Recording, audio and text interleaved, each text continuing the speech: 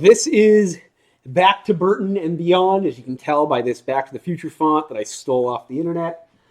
And this is the show that packed the Burton Hall. So we had to bring it up here. So this show started because the Adshead family, if you've read Our Colored Past, you've seen some of those family slides. Now we have all 356 of them.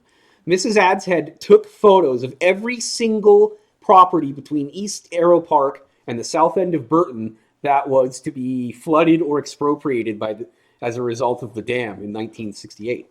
So in 1965, between 65 and 69, she took photos of everything. And so that's sort of the basis of the first half of the show. Then we'll do a short 5-10 minute break so that we can go to the bathroom, get some snacks, and then we'll come back for the second part, which is a bit more miscellaneous and just lots of cool photos from around. So here we are, the Adshead Collection. So we start off at the Needles Ferry Landing, and we are looking towards the town of Needles. So look out from folk here and imagine all that where the Needles rest area and the Needles Ferry Landing is now. Hotel, store, garage. Yeah. And that's looking back at folk here, and you can see folk here wasn't that much. You had the store on the one side, and you had the hotel on the other, and the rest is just farms. And it's those farms that they build the new folk here on top of in 68, because that was the flattest piece of land. And that folk here was going to be the big center of the valley. Some things never changed. This is the log dump at Needles in 67. And this is a truck falling into the water off a barge in the log dump at Needles in 67. Zoom in to see that one, but there is the waterfront, 1965. So 58 years ago next month. That's what the waterfront at Nakusp looked like. There's the Leland Way up there. You've got the ways that you can actually see the remnants of right now because the water's down low. That's the old shipyard where they built so many stern wheelers and all the tugs. That's the government wharf. So the government wharf is basically directly below where Kim and Steve Kane's house is now. And then over here, you've got the CPR wharf. And back in here, they would have just cleared the land that was the old Selgar mill. And that's down below where the beach is now. And when they first put in that beach, they brought in a bunch of sand to fill it up. And within 2 years, it had all washed away. And sawdust from the old mill was coming up through the sand. So they had to clean it up properly. And they put in another couple of riprap breakwaters. And now it makes its own sand. It's self-sustaining now.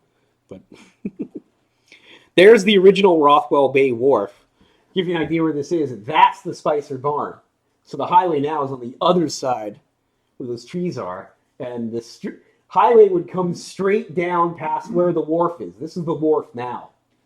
And the highway would come down way...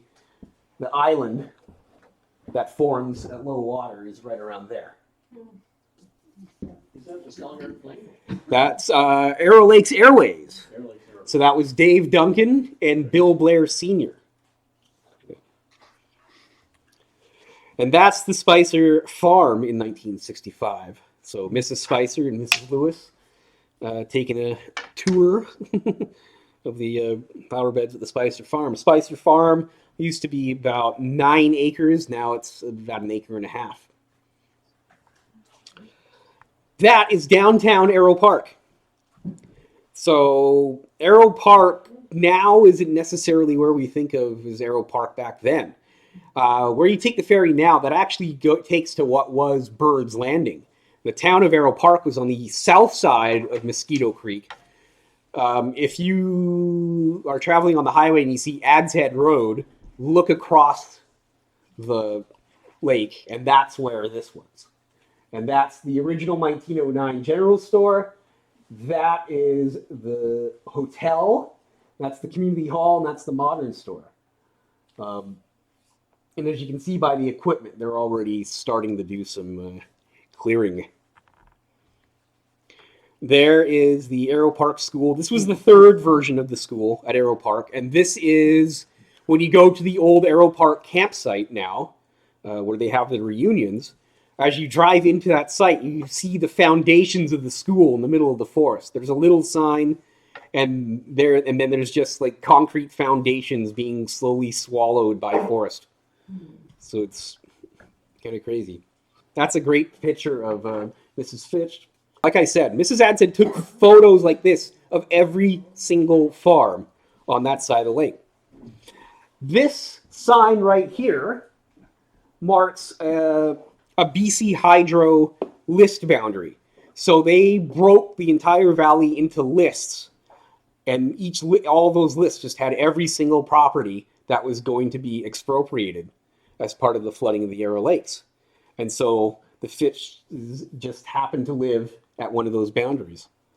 And we actually have all the lists, the original lists in our archives now. They just go through and itemize every single property and their market value, and it's crazy. So like something like this, it's like this is sand 2 months later or 2 years later. It's crazy to think about. Look at the shingle work on the side of the house. Yep. That's the Jackson Farm. So this is right about at the curve when you're going through Arrow Park and you see that big curve meandering. And you can see how narrow it really was. That really was a river in between two lakes as opposed to a river half the year and a lake half the year. That's the Cameron Ranch at East Arrow Park. The Wheelbarrow Ranch, as it says on that sign. And then just some more houses. Older residents, some of these names might mean something to you. This is the Stutchberry House, the Collier House, that's the Finches, and that's the Bruners. And the Bruners were right in the middle of downtown East Arrow Park, because there was Arrow Park and then East Arrow Park. The Finch's house is now Eileen Dale's house. Yeah, there you go. That's her house. Yep. Moved, of course. 90% of houses were dismantled, 10% were moved. So there we are.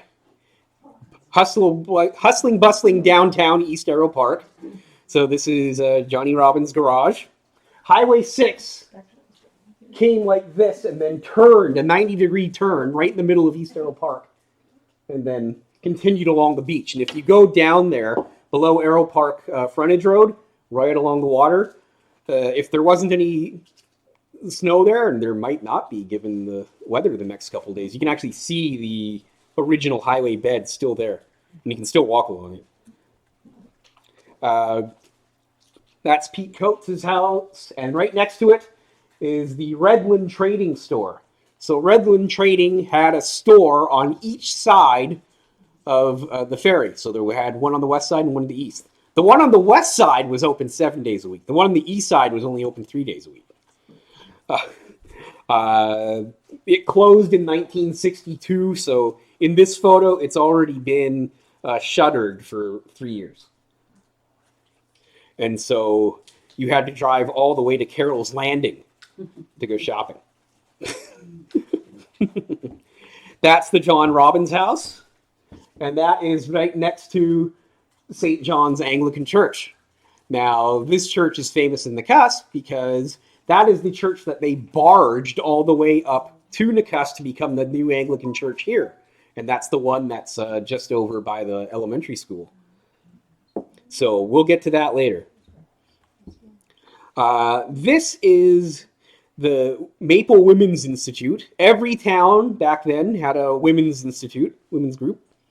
And in the early days of East Arrow Park, this was one of their main halls. When they built the new school in 1949 that we saw in that last photo, the old school then became the community hall. As you can see, it's much bigger. Maybe 2 rooms. Yeah. So there's that bend I was talking about. the garage and the Bruner's house in the back, and you can even see the Highway 6 sign. So no pavement yet on Highway 6, and it's just as well since they were about to flood it. Yeah, East Arrow Park was so happening it even had its own mobile home court. East Arrow Trailer Park.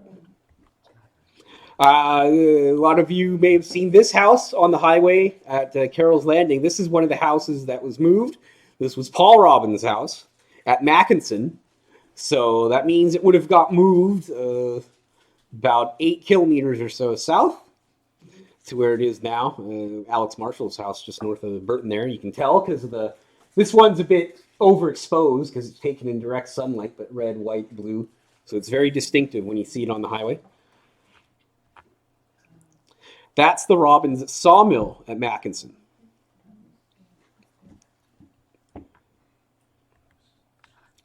So this gives you an idea of what Highway 6 looked like when you were traveling in between towns going from Nakusp to Burton. So if you don't know what we mean by Mackinson, Mackinson is everything directly south of where Mole Frontage Road is. So basically where that memorial cairn is at the south end of Mole Frontage Road, Mackinson started roughly about there and went on to there's like a gully in between what used to be Mackinson and what used to be Carroll's Landing. And then Carroll's Landing was everything that was just directly north of Burton, and then there was Burton. So where I live is actually Mackinson. Yeah. So again, just this nice meandering road going through all these farms, but you also see farm.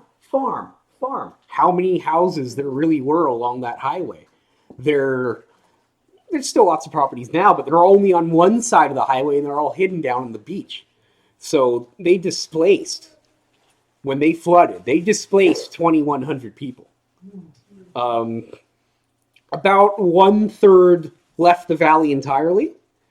1/3 moved to New Burton, New Edgewood, New Fauquier, and about 1/3 came into Nakusp. That's Mrs. Adshead there. She lived at the south end of Mackinson, second to last property in Mackinson before it became Carroll's Landing. And those are all the, look at all those tulips.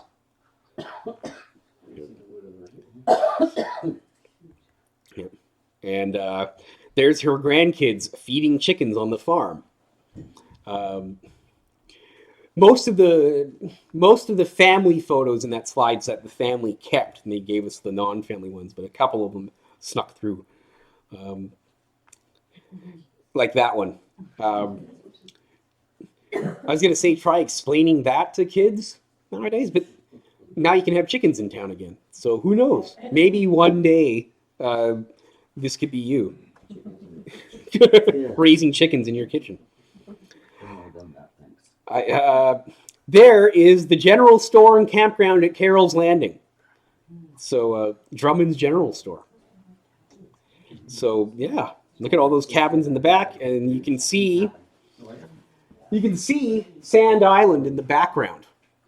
So now they pop up as sand bars when the water's low, but yeah, we had about 3 or 4 islands in the middle of the Narrows that were big enough that they had quite a number of trees on them and showed up on maps and everything.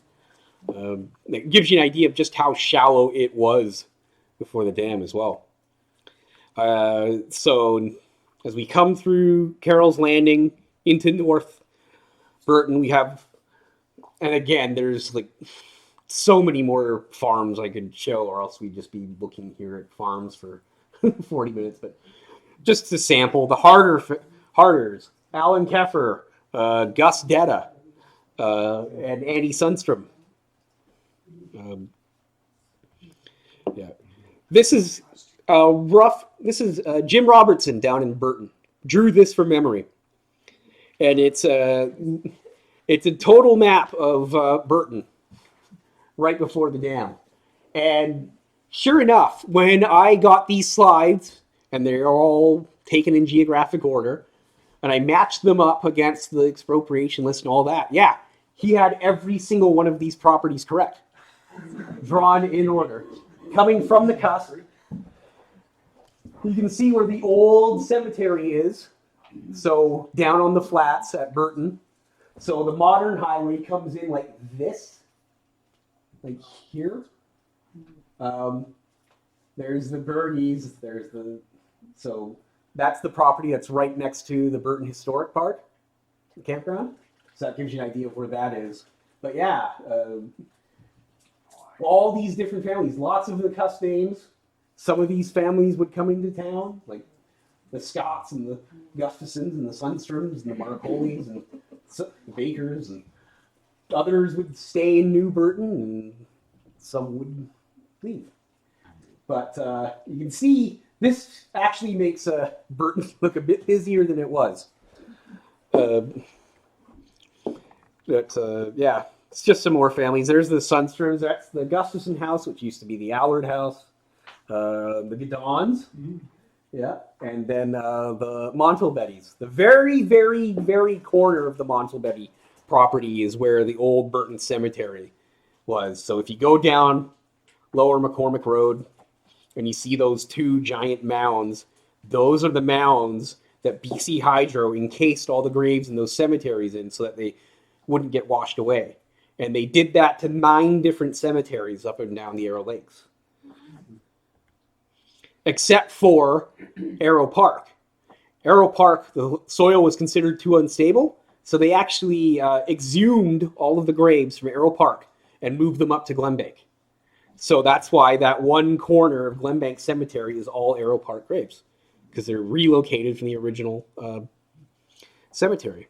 So here's downtown Burton, 1965. As you can see, some of the streets never quite filled in. That's the school down in the corner. You'll notice all these lines in the backs of yards. Those are all clotheslines.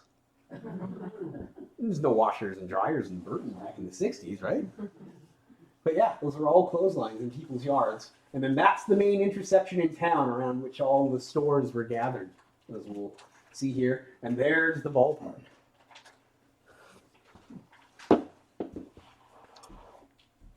So there's the last version of the Burton School before they rebuilt the town site.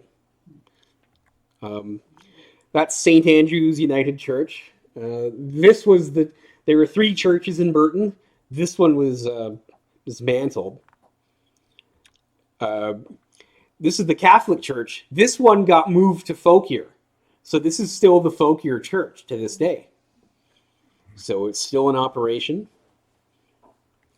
That is the Burton Hotel. Yep. Formerly the Kootenai Hotel. Built in the 1890s. Used to have a nice big balcony on it. But they moved it closer to the highway in 46. And then it was renamed the Burton Hotel. We did get found some records of it. But last month, Greg Nesteroff found them in the BC archives. It lost its liquor license a couple times for serving underage, but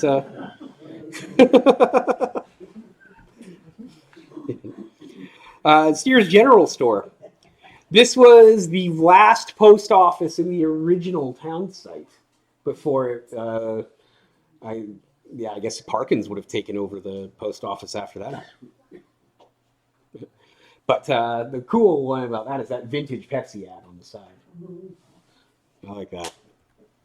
So that's it there. This is the main intersection in town. This is Caribou Street and Vancouver Avenue.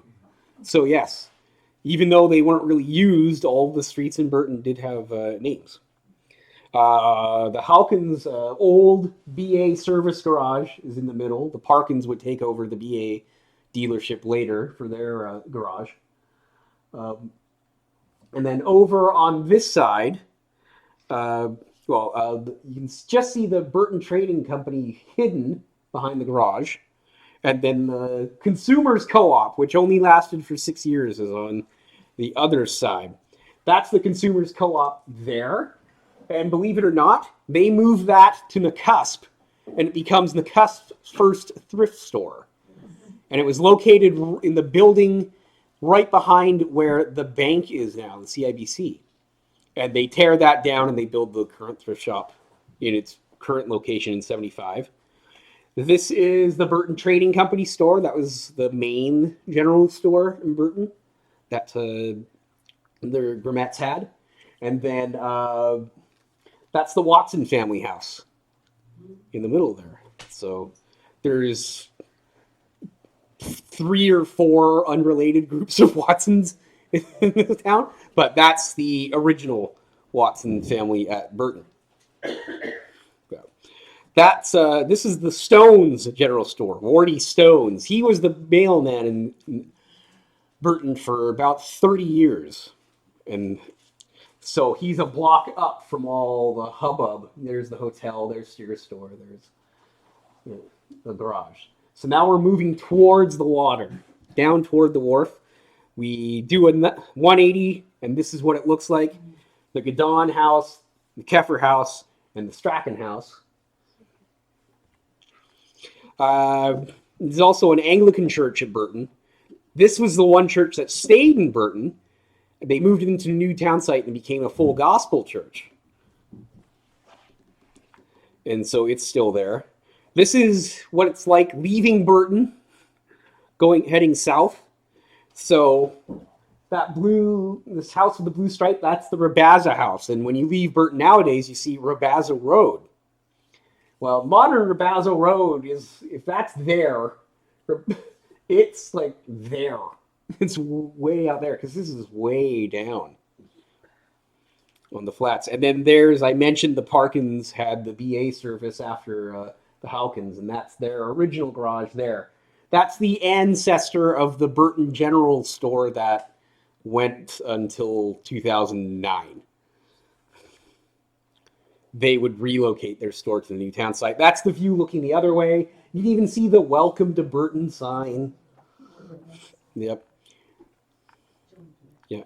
And then that's the original Burton Bridge, or at least the pre-dam Burton Bridge. If you think about the Burton Bridge now, where they have to cross that giant bay that forms during the summer, well, that's just a little bridge over a creek.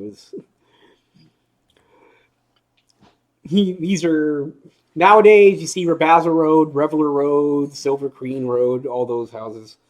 All those roads, I should say. So if you, right of the bridge, as you're getting off, you would have things like, this is the Baker house, and there's still a Baker Road down the bottom end of Burton. That's Mrs. Grimette's house. That's the Johnson Sr., and Jarrett Johnson was there. And that's the Bill Marcoli Sr., so Bill Marcoli's dad. That was his house there. And then further south, the Dawsons, the Wongs, Elijah Balaam, the Rabazas, not Robazo. Every so often I notice somebody will go in and actually draw the A on that street sign. Try to replace the O, and then the paint always comes off. But yeah, it is Robaza, not Robazo.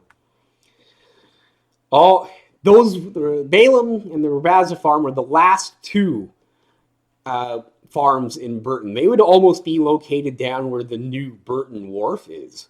It's like that far down.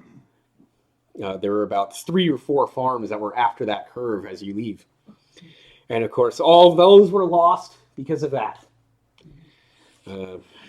That's the Arrow Dam being built in 1967 at Castlegar.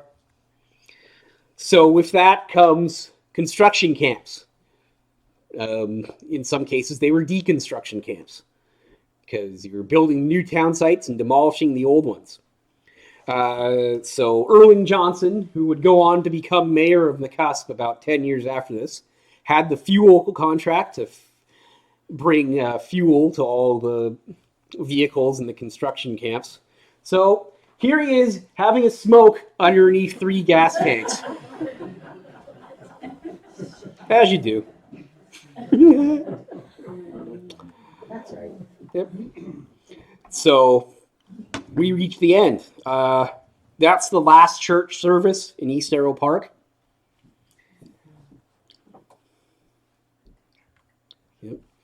And now we start clearing out the town site. So the private houses, since they were private property, was generally purchased first by Hydro, so those would be the first buildings to go. So the institutional buildings were usually the ones that were left. So here's the church and the Women's Institute Hall left standing by themselves in this flattened town site. This is the Adshead farm in Mackinson, winter 67. And there it is just a few months later, after they've leveled everything.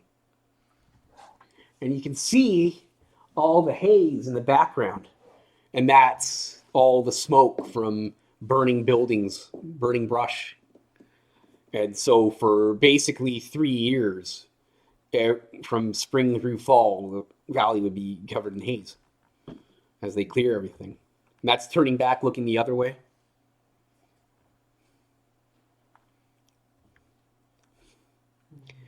This is pretty close to that one shot we had of the highway meandering through those farms, only now it's meandering through this.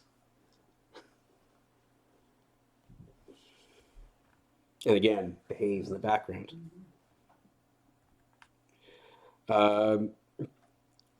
Yeah, so all these brush piles.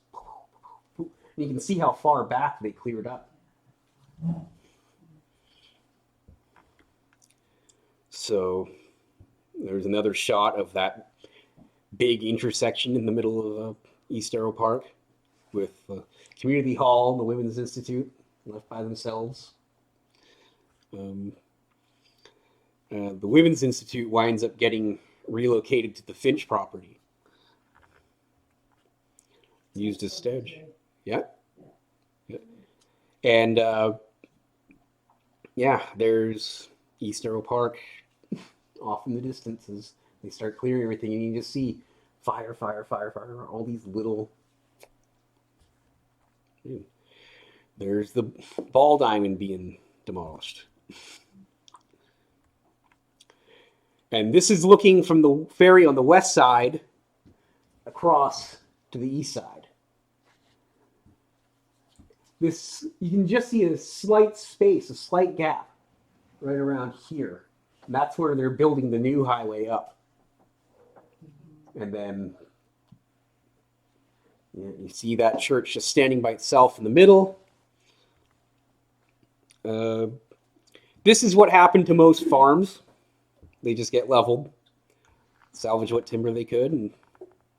And we were lucky. On our lake, they actually cleared the timber. Duncan Lake, they didn't clear. They cleared the viewpoint where you look out over the dam, and that was it. All that timber was just flooded. And so to this day, you still have problems with dead trees popping up out of the ground and shooting up to the top of the surface every once in a while. Some houses did get moved. There's your house. There's Eileen's house. This is Garney McLean's house being moved with him taking a ride on the back. These were done at the owner's expense, which is why so many of the houses did get demolished, just because it was... That's the Roberts house being moved from Arrow Park. Floated up on a barge all the way up.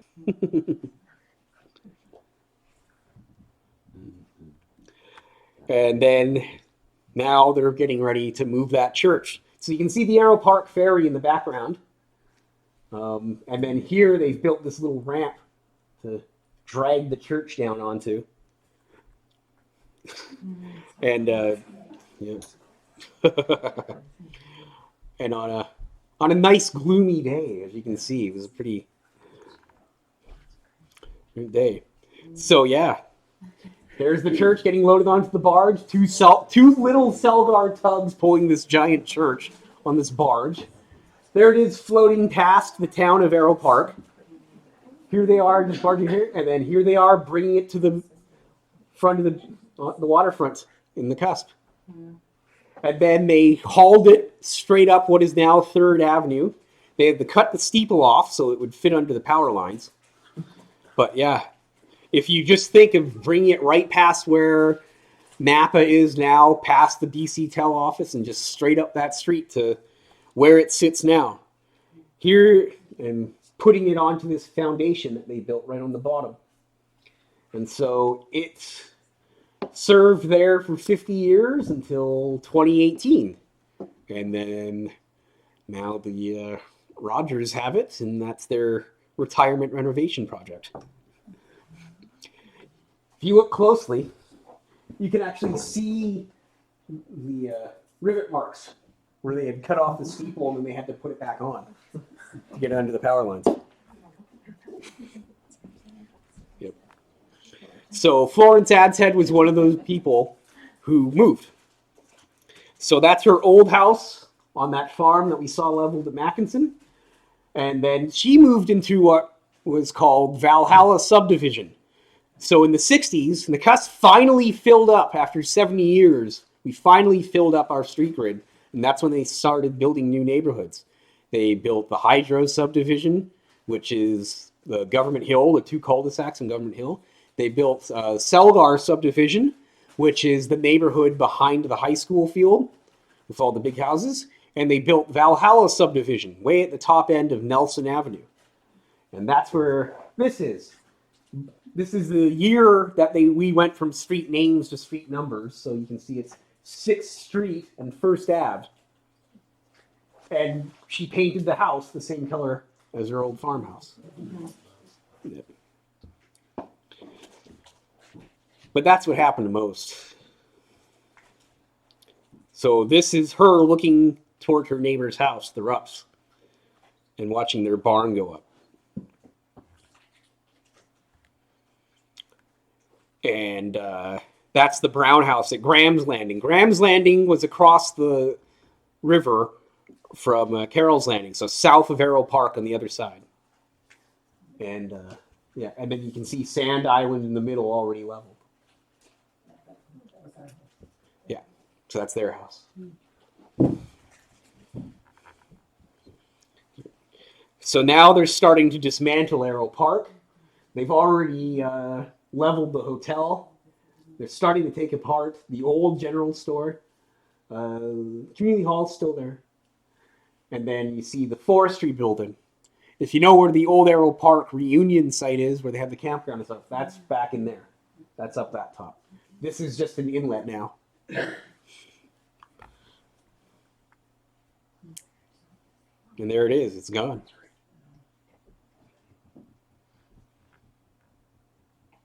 This is the ruins of the East Arrow Park Community Hall, by the way, looking across to West Arrow Park. So, now we have New Burton. So, it's time to build a new ballpark. So, they're putting the finishing touches on the concession building. They've just dug out the ballpark for the first time. You can see there's no grass on it yet, but they have painted lines. Of course, you had a free ball. Yeah. Come on. Exactly. This is an interesting one. So they didn't officially finish Highway 23 to Galena Bay until 1973. So up until 1969, the ferry still came all the way from Galena Bay and Arrowhead down to Nakusp. So when they launched the Galena Ferry that ran all the way up until 10 years ago, they launched it in front of the Leland Hotel, in front of the brand new waterfront. And, of course, the irony being 2 more fires in the background at the top. Progress. That's the first Shelter Bay ferry landing. It's better now.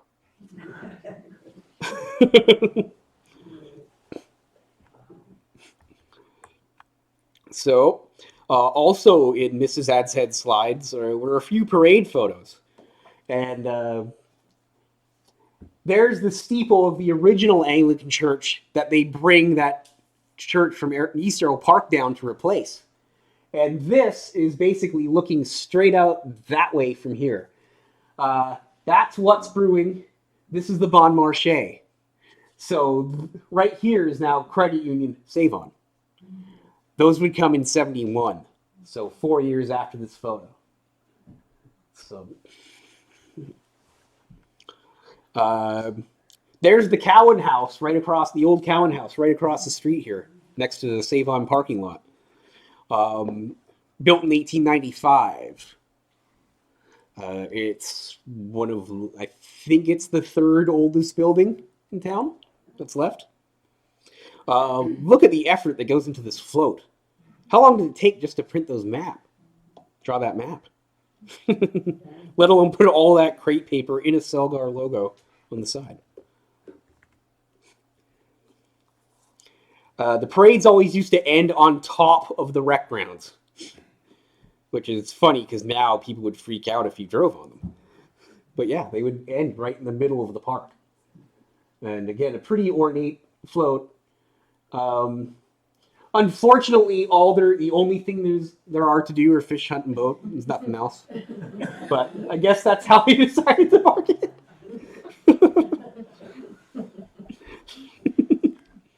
Yep. Nakusp Pioneers float. 1967 was a Canadian centennial year. It is also the 75th birthday of Nakusp. So we have a lot of the older residents of the town, Mr. Parent, Mrs. Cowan, so Billy Cowan's grandma. They got their own featured float in that year's parade. That's the Queen float that year. We don't really have haven't had a Queen competition, ambassador competition for a few years, but that was a regular thing from 1949 up until the 2010s. And Nancy Santano is the one in front. She was the incumbent queen that year. It's crazy to think that the Canadian flag is only 2 years old in this photo. Speaking of centennials, we had a lot of centennials in that era. 1971 marked the 100th anniversary of BC joining Canada. So they sent a traveling museum to travel around to all the different villages in BC. Nakusp actually had to lobby for a date. They were going to stop at, I believe, Folkier and then go to Caslow. And they were going to skip over Nakusp. And so they... Yep. But yeah. Here was a big town, supposedly. Yeah. So, yeah, 3 trailers made this sort of enclosure. This is, by the way, pretty much right now, this is the parking lot of the arena or the space right in front of Jackie James Park where the recycling bins used to be. That's about where this is. You can see they were very optimistic about what our future was going to be. We'd all be driving on elevated freeways through skyscrapers, and we'd all be wearing plastic vests with ascots. Yeah. So, I mentioned Mrs. Adshead settled in Valhalla subdivision. It's right at the beginning of the subdivision, so there's not a lot. Today, it's all filled in, and 50 years worth of trees have grown up in people's yards. Here, this is nothing. If you don't know what this is, Dave and Anita Sinclair's house. So you're right at the top end of Nakusp, and just on the other side is the road. It would come up like this, and that would be, up until 2000, the road that took you up to Glenbeigh before they built the bypass and demolished that road. And that's looking down First Ave, back toward downtown. So again, it sort of gives you an idea of the Kingdom Hall's right about there. The road coming up from the high school and the elementary school is this one here. This is a cool shot. Like I said, some family photos did slip in. You do not see very many pictures of the hot springs in the 50s and 60s. After all the buildings had collapsed, but people were still using the old pool. And so we've got Marie Gregory, Harold Green, Cliff Green. He's the one that built all of these sternwheeler models and tug models that you see up on here. And question mark. Don't know who the kid is, but that's May 1969. That's the hot springs. Nakusp Hot Springs. So when you go hiking up to the old hot springs and you see the remnants of that pool, that's the pool. And there's Mrs. Adshead there. Yeah. And there's the suspension bridge. Believe it or not, that's the sturdiest it ever was. I can't imagine why they replaced it. And then there's the trail. That's the Hot Springs Trail. When you think of it now, it's so nice and forested, but they did a lot of work to that. That's what it used to be like. Because remember, there was no road up to the hot springs until 71.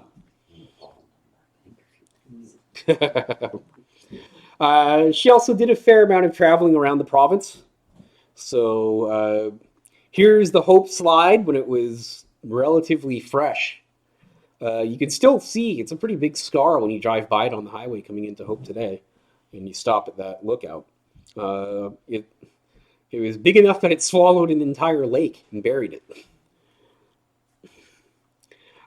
This is White Rock, and she took this photo because a couple of Burton Mackinson people had moved to White Rock rather than stay in the valley. So again, if you were to travel, I walked past this just last May. This is all completely filled in. It's a city, right? Here you can still see that's the city public works yard, and you have these giant gardens. Now it's just house, condo, house, right? Blaine, Washington, way off in the distance. The Quarry Gardens in Queen Elizabeth Park still look much the same. Terrace.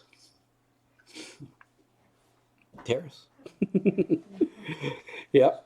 This one's interesting. This is the Casbar Motel and Drive-In by the Quesnel Airport. It's still around today. It's called the Airport Inn now. But the reason it was a motel and drive-in, it was a motel in the front and then a giant drive-in movie theater in the back. And their marketing strategy was to put special windows in the back of each hotel room with the windows specifically cut out to match the screen as you would see it off in the distance. And they said they had the world's largest television screen. But yeah, you would actually look out the window and your window would match the movie. So if you stayed at the hotel, you get to watch the movie that was showing for free. Between 1955 and 1973, the owner of the drugstores in New Denver and Nakusp was named Quentin Forsyth. And drugstores were the place where you got your film developed, and it was the place where you got your postcards to send out around the world. Last year, Quentin Forsyth's daughter in Winnipeg mailed us the negatives of these postcards that she found in her house. So these are negatives of postcards of Nakusp in the 40s and 50s. There's the building we're in now. We are floating off the back of this floor right here in the air. The big giant maples that cover the street every October, they're about 8 years old in this photo. They were planted in 1937. And this little building where the school board office is now, that was the high school at the time. That was the school before this school. That building dated to 1898. This building that we're in dates to 1910. And it is 49 that they build the new elementary school, 56 that they build the high school. There's the new elementary school, brand new, 1949. That's the gym, which is now the Bonington Theater. Look at all the bikes. All right, and as you can see, very well developed, paved streets, no vegetation growing in the middle of intersections whatsoever. Here's the Catholic Church. Notice where the trees start in the cusp on the other side of the street. There was still lots of blocks that were only half developed at that time. It really took until the end of the 50s before every lot was taken up in town. You go across the street. Oh, first you go into the church. Yep. So that's the inside of a Catholic church. And then across the street, we go to the United Church, which later became the Lord Minto restaurant and then Nick's Place. Now it's just a private residence, but the very recognizable porthole window that's still there. So just paint this building red, it still looks exactly the same. And then that house that was next to it was the manse. That was the residence for the minister. I mentioned the Anglican church on the block where the credit union and the Save-On are now. There's what it looked like in the early 1940s. No lawn maintenance budget. The residence in this case is at the back of the church. The church itself is very small. So you can see why they were eager to bring that church up from East Arrow Park to replace it. Because it was much bigger. And that's the inside of the Anglican church. The stained glass window on the top was transferred to the new church. That was dedicated in memory of Horace Waterfield, who was killed in World War I. So his family donated that window, and it was installed there. That's the Hot Springs complex in the early 1940s. So that's the picnic roundhouse in the middle, where you'd have all your cookouts. You have the little bathhouse. So the pool was inside until it eventually collapsed, and we get to the era of that photo that we saw earlier. These were cabins you could rent to stay in. It was a Class C provincial park, so it was actually managed by a community parks board. When the last caretaker, Pop Gensick, passed away, or resigned in 41, he passed away much later than 41. He retired in 41 and became the janitor at the hospital. And after that, it sort of fell into disrepair, and by the middle of the 50s, basically half of these buildings are gone, and there's nothing there by the time you get to the 60s. But it actually had its own portable sawmill because there was no road, and it was just too much labor to bring up wood all the way from Nakusp, so up the trail. So they actually put a small mill on site so they could do any repairs that they had to the buildings on site. That is the Canadian Pacific Railway station on the Nakusp waterfront with the SO bulk plant in the back. As you can see, it's a flood year because the water has come up underneath the gas tanks, which is why a floodplain is a perfect place for a gasoline bulk plant. So you're basically coming straight down from the credit union to this train station. That is the Minto and the Bonington. The Bonington was much larger than the Minto. In this photo, which is about 1940, the Bonington's already been abandoned on the waterfront for 9 years, and it sat there until 1944, and then it was taken up to Beaton. The superstructure of the ship was stripped from the hull, and it became a barge and later a car ferry. The Bonington sank in the Beaton Arm in 1960, and you can actually still dive to it. Of course, most of us, I think, know the unfortunate fate of the Minto next to it. This is right below McPhee's house on the waterfront. That is Arrowhead. We are looking from Front Street, the main street of Arrowhead, out onto the lake, and this is where the Columbia River entered Upper Arrow Lake, hence the name Arrowhead, the head of the lake. This is where the train would come down from Revelstoke to the train station at the far left there. Everything would then be put onto the Minto, and the Minto would take everything down to Nakusp and eventually all the way to Robson. And so in the days before ferries, that was the trip that you had to make. And there's a pretty cool shot of the Minto sailing in front of Nakusp. There's the Minto docked at Nakusp during the 1948 flood year. and you can see how high the water has come up on the wharf. 1948 was the worst flood year on the Columbia River, and that was the impetus for the United States to start pushing for flood control on the Columbia River, and that's what led to the Columbia River Treaty and the conversion of the Arrow Lakes into a reservoir so that floods wouldn't happen. Well, it would be one big flood, but it would be permanent. And just some fun miscellaneous photos. Haven't found their way into any other slideshows yet, so I figured I'd put them in this one. This was the Beaton Hotel in Beaton, 1947.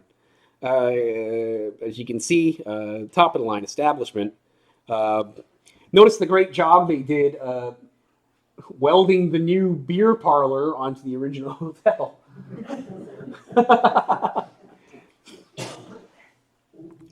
There it is in 1968.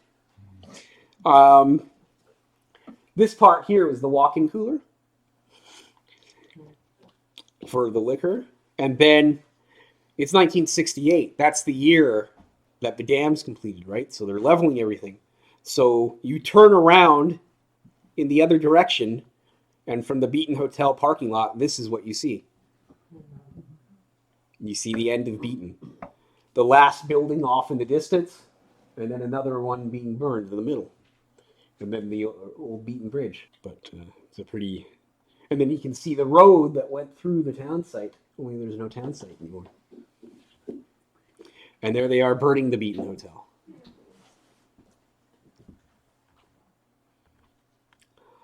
A nice casual powerboat, which of course in those days meant dressing up in full suit and tie and or dresses and bonnet.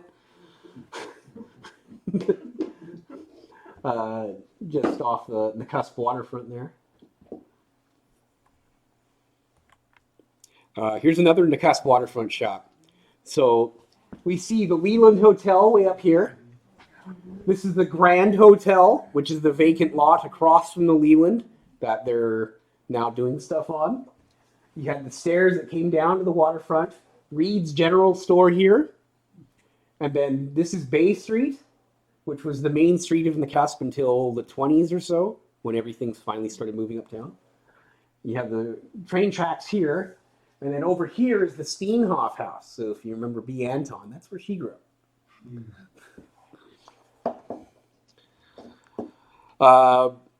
Slocan Avenue, now 4th Ave. So this is 1910. So the early iteration of the CIBC is across the street. So to give you an idea where this is, next door to that would be where the health food store is now. You are looking from right in front of what is now Betty's Edge. And that's that street. Again, perfectly maintained, as you can see. Nakusp didn't incorporate until 1965, remember. Here's a cool shot of Janice Hewitt and Marie and Dick Blythe hiked all the way to the top of Big Ledge, Mount Simons. And you can see the Twin Peaks of Burnham and Grady across the lake from Halcyon. Well, they're practically at eye level with that here. So that's a pretty good jaunt. Here's an interesting shot. This is one that Carolyn's daughter actually brought in. Somebody she was working with gave her these photos and said, oh, they're from my father. He lived at Sandon in the 30s, and his father took these photos. And so there is a couple dozen Sandon and New Denver photos. So this is a great shot of New Denver in the 1930s. And you can see the bridge over Carpenter Creek, but you look on the south side, the part of town that they now call the Orchard. And, well, it actually was an orchard. It's a few years after this that World War II happens, and they convert that into a Japanese-Canadian internment camp. And that's where the southern third of New Denver arises. So here, all of New Denver is all on the north side on the bottom side of the photo. And then you can see the highway sneaking up to sand in here. There is Arrowhead, 1905. So that shot that we saw of Arrowhead before, now we're standing on the other side of the river looking back. That's what that looked like in 1905. Way bigger than Nakusp was. Nakusp didn't get this big until the 50s.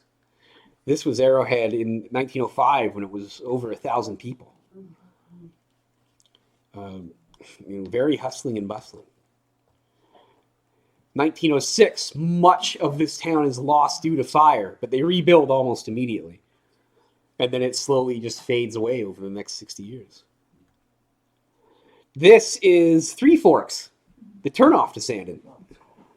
And you'll notice all the flags on the front of this train are American, because the 4th of July was a bigger celebration than Dominion Day in those days, because so many of the miners had come up from the States. So it basically turned into a 4-day long party, July 1st through July 4th. Some mining towns called it International Days. That is the first kindergarten class at Nakusp Elementary School in 1966. If you're from Nakusp, think of everyone you know that was born in 1960. They might be in this photo.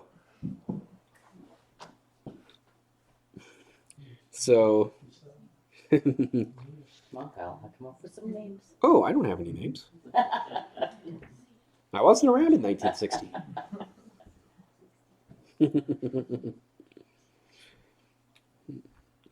So, that's that. Here's a cool one. This is inside the Opera House where Sean's bike shop is now.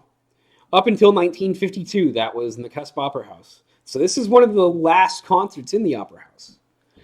This is a fundraiser put on by the fire department to raise money for the construction of a rink in Nakusp.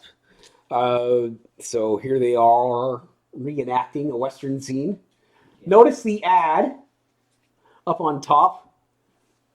They've misspelled Leland. They put another A in it for whatever reason. Leah Land.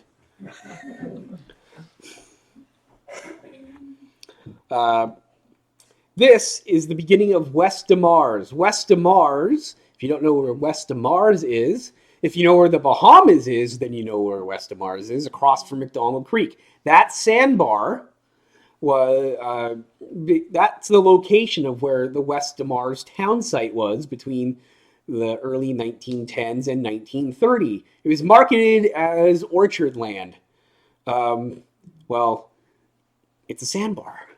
So needless to say, fruit growing didn't pan out on that particular piece of land. The better soil was in Renata and Edgewood and parts of Burton.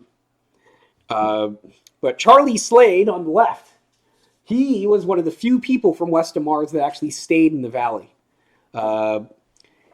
Came from Lethbridge as a boy and wound up becoming a forest ranger, lookout man atop saddle. Then he moved to Arrowhead, and he was based out of Arrowhead for 30 years. And then he was one of the first people to live in the Arrowtarian Villa. This is when they are clearing the town site, so nobody has any houses yet. They are living in tents while they build their houses. We didn't have roads yet, so if you can't play with a real motorcycle, you make your own. Even the goggles. Yeah.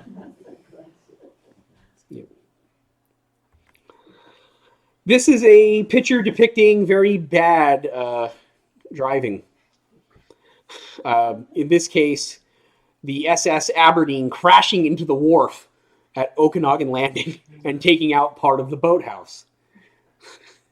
This is also from the Slade family photo book. But I'm amazed that wagon stayed on the bow. That must have been a pretty hard crash to take out that much. Here's a fun parade float from 1952. That was the 60th anniversary of Nakusp, so this is an 1892 commemorative float. Saturday night, 1892. Just this. Yep. Yeah. This is a cool shot. Broadway, 1950. So the Bluebird Cafe, that's the Valley Food Store now. The garage there, still a garage now. That's Napa. By the way, this is the 100th anniversary of that service station this year. So that's been a garage that entire time. That was Nakusp's first car dealership.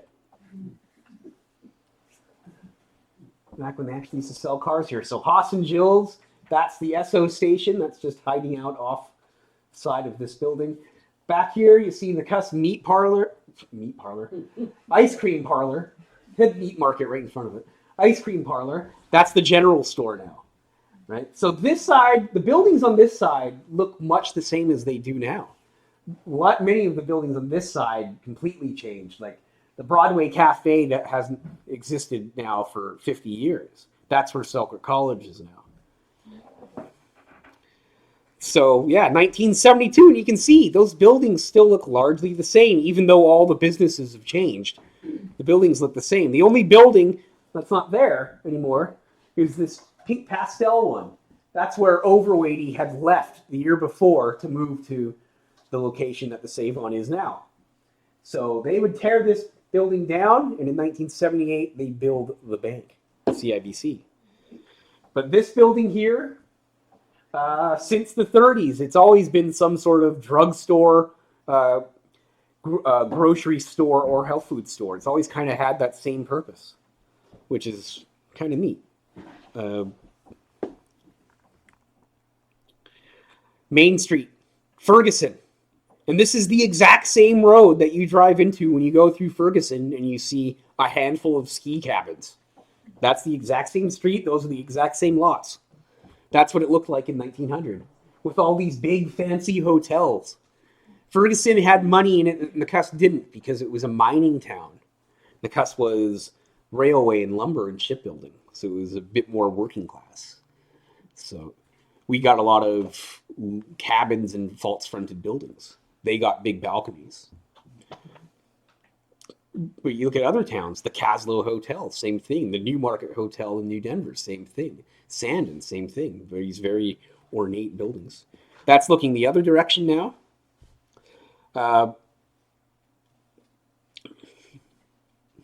Again, pretty neat. The Lardo Hotel in the middle there, that stuck around into the... It collapsed in the early 70s, like right around the turn of the 70s. There was nothing left of Old Ferguson by 79. The post office closed in 69 and moved to Trout Lake. And it was the last family of Old Ferguson that had that, the Daneys. So this is what Folkier used to look like when you came off the ramp. You can even see the Folkier unincorporated sign on the right. So the Devlins, they had the service station on the left. So Damon Devlin's great-grandpa had that gas station.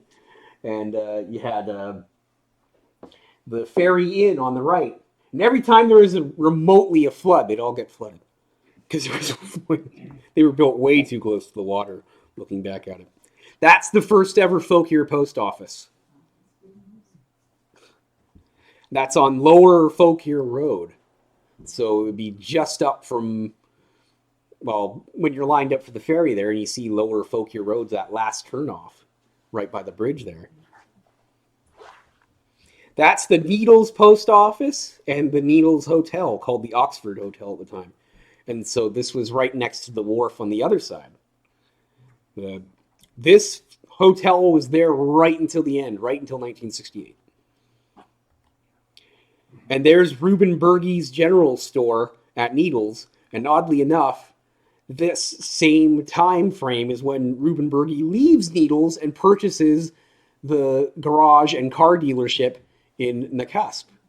And that carries all the way through to Napa today. There's the Needles. This is a tourist promotional photo, believe it or not. You can see the actual Needles in the background. Those were the sandbars that narrowed the lake, marked the head of Lower Arrow Lake. So that's where the term Needles comes from. I mentioned Andy Simons before. What we know as Big Ledge is officially Mount Simons. And this is his tugboat at Edgewood. And a nice big group photo. And of course, every single guy in the photo like this. The Burton Hotel. Well, here's a photo outside the Burton Hotel with a 161-pound sturgeon. You won't see those anymore.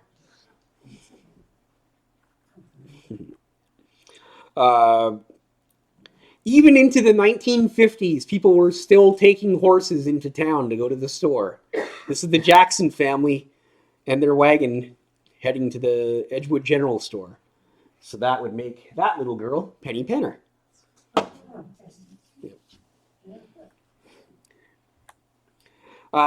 Don't do that. Believe it or not, Mr. Pratt, who owned the Leland Hotel in the 20s, used to have a small little zoo at the Leland Hotel. A couple of deer and a bear cub and some chickens and what have you.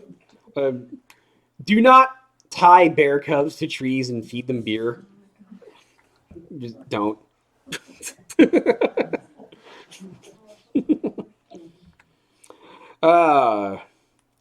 This was taken inside the small hall. The small hall was a small community hall for smaller functions that was located where the liquor store is located now.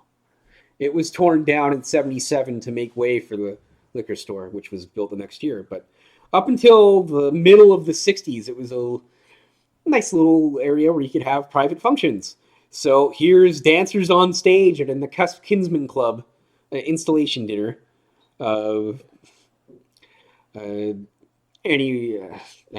I will say that one of the people in this photo was at the showing earlier today. So, but yeah, you can Harold Witt at the piano, and Doreen, and Vicki Barrow, and Joy Faulkner, and Joe Parrott, the first mayor of Nakusp, is the one leading the procession with his back to the camera. Is that Fred Johnson on the right? That looks like it to me, because it's definitely blonde. Yep. And you can see who is running for things at the time, too, because they have all their fake campaign signs on the back. So you see Arden Gron, Arnie Jansen. Yep. This is a great shot. This is in the Nakusp Amateur Dramatic Society, and everybody's in costume for one of their concerts. And a lot of very prominent early Nakuspians are all here, because Nakusp at this time is probably only about 300 people. So you have a large amount of the people in town in this photo. Thomas Abriel, the first big entrepreneur in town. That's that fellow here. Elizabeth Cowan, who we see on that Pioneer float from 1967. That's her right there. Next to her, this lady here, that's Ellen Gayford, Ellen the McDougald. She was the one who first tried to develop Nakusp Hot Springs with a mineral claim, and fought with the townsfolk for many years who wanted to keep it public. Ultimately, she was also the second owner of the Leland Hotel. Her and her husband and son ran the Leland Hotel for a few years. I think she also had part of the Grand Hotel for a while. She went to Burton, owned the Queen's Hotel in Burton. She remarried there, became Gayford, and it was her who donated the land for the first cemetery in Burton. Yeah. This fellow here, that's Sam Harlow. That's what Harlow Creek is named after. This is a bit more recent, 1981. So now you have to start thinking about people that were born in 69, 70, and they'll be the ones in this photo. But the problem is you can't really tell because they're all in costume. Yeah. But at least they're smiling in this one. These kids just look depressed. You got the Roberts twins. You got Dana Weatherhead. We got Matt Hawkins. I think that's Lori Morale up here. Yeah. So this is all. Yeah, I don't know. Yeah. So you're almost getting into my age group with this one, not quite. I think that's Doug Zelznick, the Superman up on top. Yeah. And then we'll end it off. Well, if we humiliate the students, we have to humiliate the teachers too. So, yeah. So this is right in my era. I pretty much had all of these teachers at one time. Bill Robinson, we got Liz Chernoff, Bob Moyer, Mimi George, Will Brelisford, Lorraine Myers, Paul Whalen way up at top. We got Nett Devlin, and Terry Mandalik, and Patty Zelznick, and Neil Conlon. Yeah. Yeah, so as you can see, some teachers put more effort into it than others. But yeah, I figured that was a cute way to end the show. So that's the end of the show. And thank you so much. And please come back March 10th for the next show.